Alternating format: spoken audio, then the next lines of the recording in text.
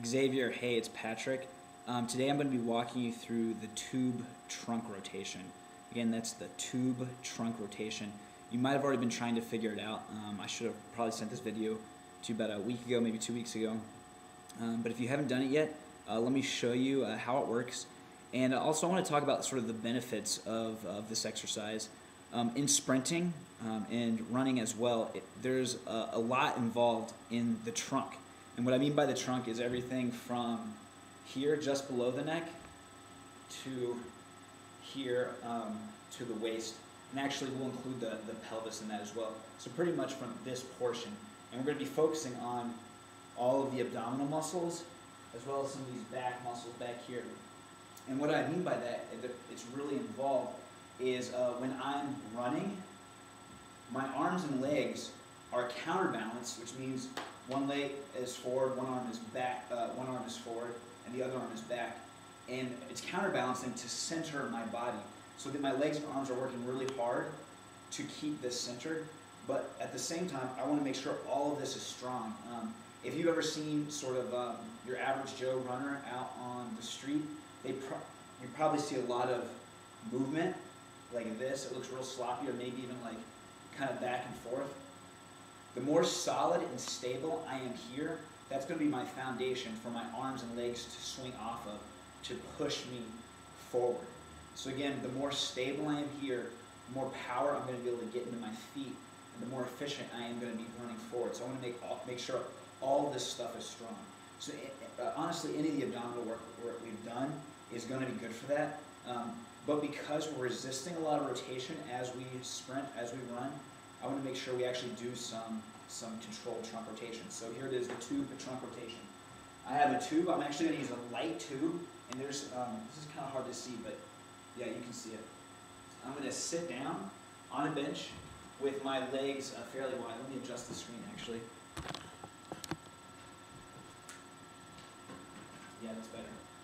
And my legs fairly wide, and I'm sitting to take my pelvis out of the work.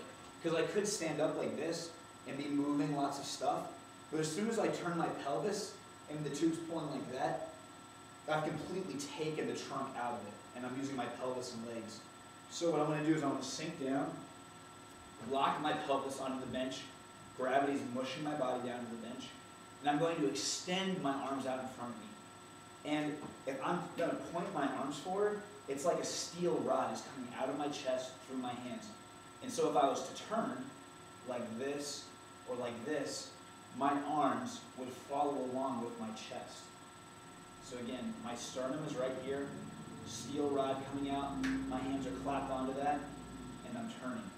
So as I turn, the turn is coming actually from my torso, not from my arms. So again, just look at the difference between these two motions. There's this motion, and then there's this, I'll lead with my arms. Can you see the difference?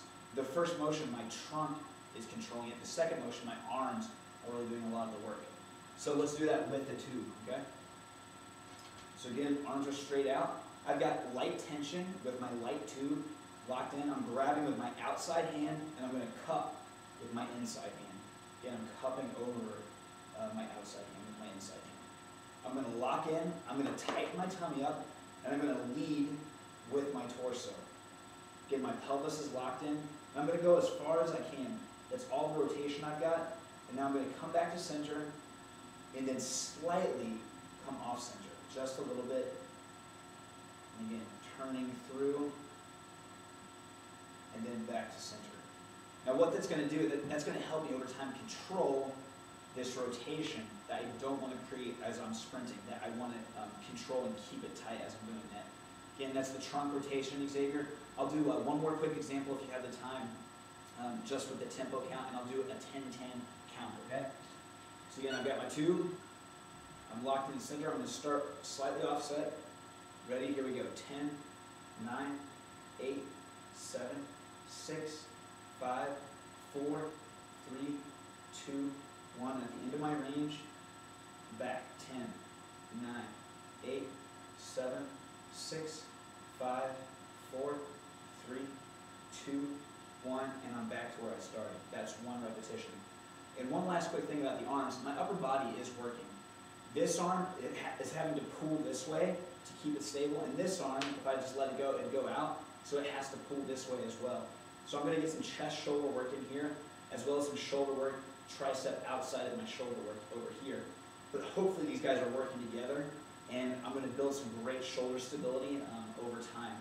Again, as my arms are swinging, that's going to come into use, so I'm controlled at the top and at the back of that range. So Xavier, I hope that was helpful for you. If you had any questions, feel free to call me, email me, write me a letter. All right, I'll talk to you later, man. Bye.